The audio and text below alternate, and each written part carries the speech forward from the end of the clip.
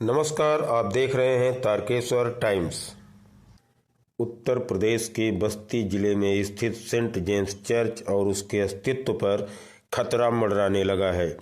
यहाँ चर्च की संपत्तियों को बड़े ही करीने से हड़पने और कब्जा करने की तैयारियां कर ली गई हैं। ऐसे में यह सवाल उठने लगा है कि क्या बिशप और संस्था के बड़े अधिकारी इस गंदे खेल में शामिल होकर बिकने लगे हैं या उन्हें गुमराह किया जा रहा है। ताज़ा मामले में बस्ती के सेंट जेम्स चर्च के पादरी का अचानक से स्थानांतरण कर दिया गया है। इन्हें ही फादर कहा जाता है। इस पद पर यहाँ E.A. स्टर्लिंग पादरी तैनात हैं।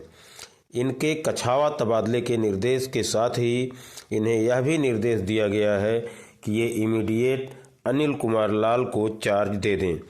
19 मार्च 2025 के इस तबादला आदेश को 20 मार्च को अनिल कुमार लाल ही लाकर स्टर्लिंग साहब को दिखाते हैं और तत्काल चर्च छोड़कर चले जाने का दबाव बनाकर चले जाते हैं, जबकि चर्च का चार्ज पादरी के ही पास होना चाहिए और अनिल पादरी नहीं है। ये चर्च के सामान्य सदस्य हैं। ऐसे में ये चर्च का कार्यभार देखने या चार्ज लेने के पात्र नहीं है। इसीलिए यह कहना गलत न होगा कि चर्च का ऊपरी प्रशासन भी आराधना स्थल की संपत्तियों को बेचकर मालामाल होना चाहता है।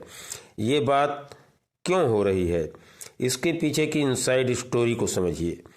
बताया जाता है कि अनिल वही व्यक्ति है जिसने लोगों से मोटी रकम लेकर चर्च की जमीन पर अवैध दुकानें बनवाई हैं।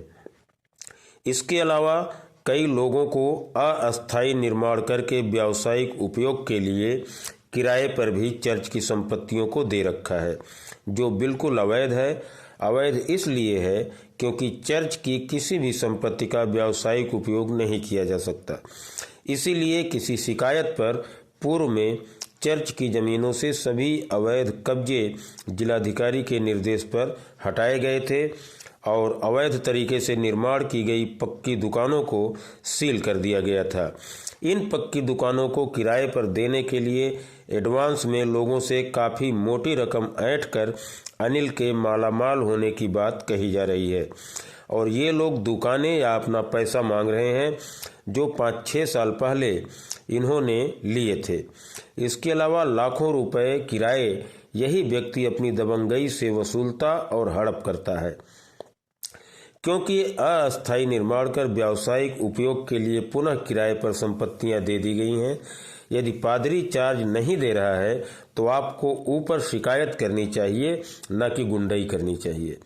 इनके ऊपर यह भी आरोप है कि इन्होंने पादरी के आवास पर जाकर चर्च छोड़कर भाग जाने की धमकी भी दी है, अन्यथा सारा सामान बाहर फेंकवा कर सड़क पर ला देने की भी धमकी दी है।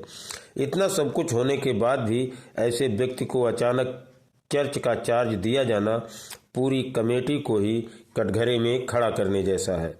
बता दें कि यह स्थानांतरण आदेश diocese of Lucknow church of North India के सेक्रेटरी मनीष जैदी द्वारा निर्गत किया गया है।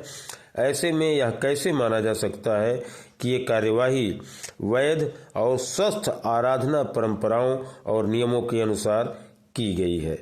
देखते रहिए तारकेश्वर टाइम्स।